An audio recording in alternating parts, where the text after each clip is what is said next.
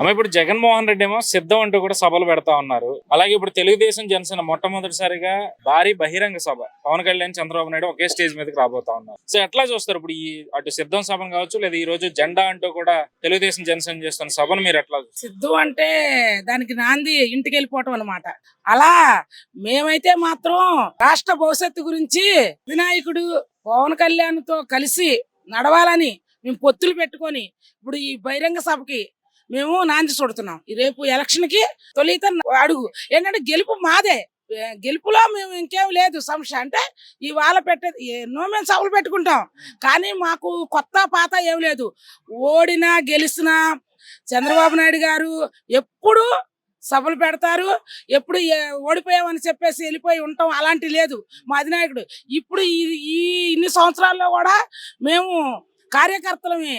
మా కార్యకర్తలం ఎలా ఉంటామంటే ఒక సైనికుల్లా ఉంటాం పార్టీకి పనిచేయాలంటే. అలా ఆ సైనికులు మేము కలుపుకోవాలని మా అధినాయకుడు ఈ పవన్ కళ్యాణ్ గారిని కలుపుకొని మేము ముందుకెళ్తా ఇవాళ సభ సక్సెస్ చేసుకుంటా. ప్రతి ఒక్కరు కూడా ఎక్కడ పెట్టారా సభ, ఎక్కడ పెట్టారా అన్నది కాదు, జన సమూహం అలా వస్తుంది.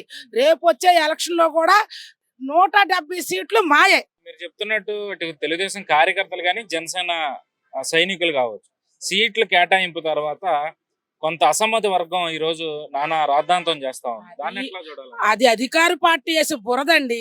అంతేగాని మేము మాలో అసలు లేదు. కావాలంటే తీసుకోండి, సత్తా ఉంటా ఆయన గెలవచ్చు, మేము గెలవచ్చు. అంతేగాని ఏదో అధికార పార్టీలు లక్ష చెప్తారు, ఎన్నో మాటలు చెప్తారండి. అది బూటక మాటలు, అది బూటక టీవీలు, అవన్నీ మాకు అనవసరం. మేము పట్టించుకోము. మాది ముందుకు సాగుతాం అంతే. మా నాయకుడు చెప్పిన బాటలో మేము సాగుతాం. అంతేగాని ఏదో వాళ్ళు అన్నారు వీళ్ళు అన్నారు అనేసి మా వాళ్ళు ఎందుకు కాల్చుకోవాలి? ఆడోళ్ళే కాలుస్తాం. ఇప్పుడు ఏంటంటే మా లోకేష్ బాబు వచ్చాడు. ఏంటంటే ప్రతి ఒక్క దాంట్లోనే మేము ముందుకెళ్తాం. మా అభివృద్ధి కావాలి. ఇప్పుడు రాజధాని ఉంది, రాజధాని ఉంటే అసలు దానికి ఒక దారితిన దాంట్లో ఎంతమంది పిల్లలు బతకరు. నేనే బతకూడదు, నా పిల్లలు కూడా బతకాలి. నా పిల్లలు బతికితే నేను బతికినట్టుగా. నా పిల్లలు బతికారనుకోండి నేను ఇంట్లో కూర్చుంటాను, ఏదో వాళ్ళు తీసుకొచ్చి పెడతారని. అలా కాకుండా రాష్ట్రం అభివృద్ధి లేకుండా, ఒక పనులు లేకుండా ఎలా ఉంటుందండి? ఇప్పుడు అది చూడండి, అమరావతి చూడండి, అమరావతికి ఏమీ లేదు. ఇంక ఇవన్నీ పథకాలు ఇచ్చేయన్నీ ఇవన్నీ పక్కన పెట్టండి.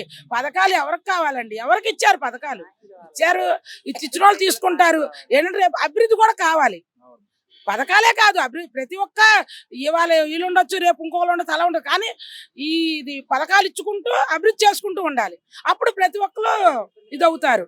అయితే ఇప్పుడు ఇవన్నీ పక్కన పెడితే ఇప్పుడు సీట్ల కేటాయింపులో మొట్టమొదటిగా చూసుకుంటే ఏదైతే విజయవాడ తూర్పు గద్దె రామ్మోహన్ గారికి మరోసారి సీట్ ని కేటాయించడం జరిగింది. సో దీన్ని మీరు ఆ నియోజకవర్గ ఓటర్ గా ఎట్లా చూస్తారు?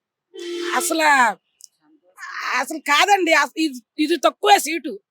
రేపు వచ్చే గెలుపు అయిపోయిన తర్వాత మినిస్టరు గద్దె రామ్మోహన్ రావు గారు, కానీ అతను ఫస్ట్ నుంచి సారు అడగరు, తీసుకోరు. కానీ ఈసారి మాత్రం మినిస్టర్ అవుతారు.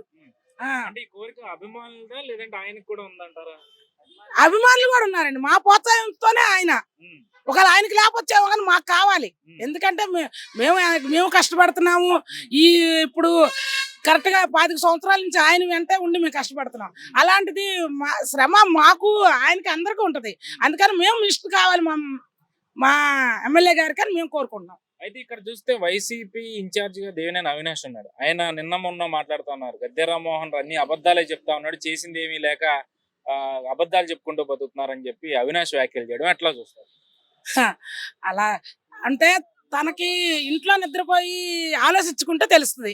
అంతేగాని మనం ఇలా చెప్తే బాగోదు. ఆయన నిద్రపోయి అదంతా ఎలా వచ్చింది ఏంటి మనకన్నది జీవితం ఎలా ఉండదని నేను కూడా ఆలోచించాలి.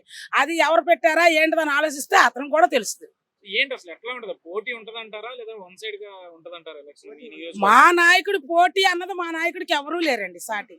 1 సైడు లేదు, 2 సైడు లేదు. పక్కాగా మా గద్దె రామ్మోహన్ రావు గారు విజయం సాధిస్తారు, మినిస్టర్ అవుతారు.